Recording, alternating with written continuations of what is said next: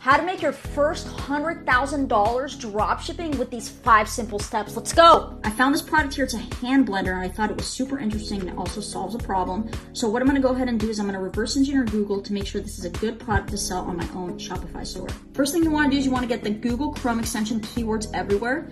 Go ahead and put in the keyword of the product. You want a minimum search volume of 25,000. Here we have 27,000 searches per month for this particular product. After that, you want to go to the Google Trends to make sure that the product sells consistently throughout the year. You want to make sure that it never hits the bottom line and it's not seasonal where it goes up and down and up and down. This is pretty consistent. From there, you want to go to Shopify so you can start building your own online store.